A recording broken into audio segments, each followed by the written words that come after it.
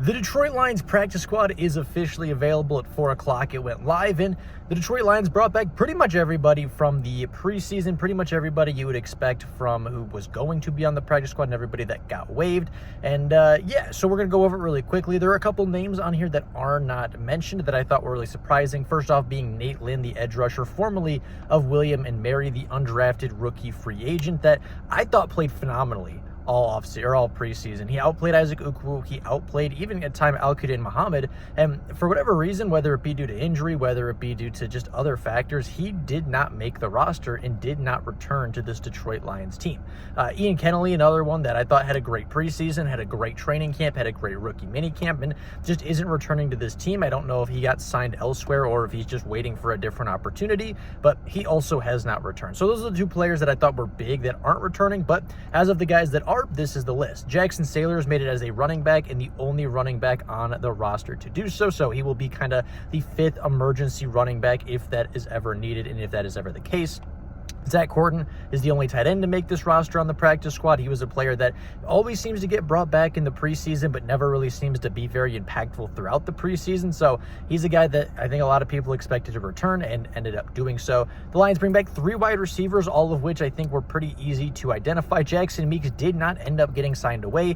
A lot of teams probably felt the same way I did, that he's a one-dimensional player, and even though he was quite good at it, he is a one-dimensional player, and you're not bringing in a one-dimensional player to be your 6th or your 7th wide receiver. So the Detroit Lions are able to bring him back, and he is on the practice squad. The annual release and signing of Tom Kennedy is officially fulfilled. He returns as the 2nd wide receiver on the practice squad. And then you have Ronnie Bell, who also returned, also played a minimal role in the preseason, but is a good depth player to have around just in case. The Lions bring back not 1, not 2, not 3, but 4 offensive linemen to this roster. That being Dan Skipper, the biggest one, the swing tackle over the last couple of years, has subbed in at tight end. I would imagine he will get a week 1 call-up along with maybe one of the defensive linemen to be on the active roster. He is a player that wanted to come back to Detroit, wants to win in Detroit, and even if there wasn't a major spot for him on this active roster, there is certainly always going to be a role for him on the practice squad. Tristan Colon is being brought back as the primary center on the practice squad. I thought he was going to make it over Kingsley Egukan, but ended up not doing so. He does return to the practice squad.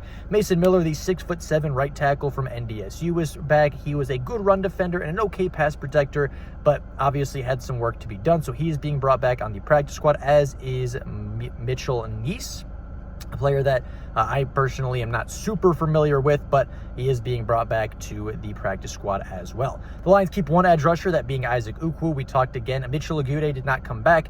Neither did Nate Lynn, both of whom I thought had pretty good preseasons. Nate Lynn especially was a big one that I thought was easily going to be on this practice squad and did not end up being so. They do have 1 practice squad spot available still, so they could bring in Nate Lynn and of course could move some pieces around. But as of today, Isaac Ukwu is the sole edge rusher on the practice squad that could get called up. Was called up twice last year from the practice squad. I believe had 2 tackles and maybe even a tackle for loss. I don't remember specifically if it was against Minnesota or not. He is brought back. Defensive tackles, Miles Adams and Keith Cooper. I think both players that are eligible to be brought up throughout the season and especially in week 1. Miles Adams, of course, has started for the Detroit Lions as early as last season, and there was a lot of rumors that Keith Cooper, as an undrafted rookie free agent, was not only going to make this roster, but was even taking reps with the first team defense. He ended up getting waived pretty late in the process. He was one of the last players to get waived and be brought off the roster, but he is brought back to the practice squad. Anthony Pittman, special teams ace, hometown kid from Wayne State. He is brought back, as is defensive backs Eric Hallett and Lauren Strickland. A couple of other players that have moved around the NFL.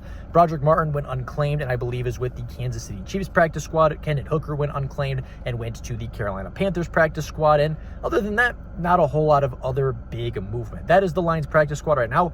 A lot on the trenches, a lot in the defensive line, and a lot on the offensive line. I do think that, for week 1 call-ups, I think Dan Skipper's a prime target. I think that Keith Cooper, Miles Adams, or Isaac Ukwu are all prime targets for that. And yeah, I think the big one getting back, Jackson Meeks, was nice, but again, I don't think many teams were really in the market for him. And overall, I think a good practice squad. As of today, I believe there is 1 open spot available for the Lions to add, so it could be Nate Lynn, could be another, edge rusher, more veteran style. But with that being said, that's kind of all we got for right now. With that being said, thank you all so much for watching, and there'll probably be another quick video out after this talking about the the signings that they made, the waiver wire pickups that they made. But with that being said, that's all I got for you guys right now. Thank you so much for watching, and until next time, and as always, go Lions.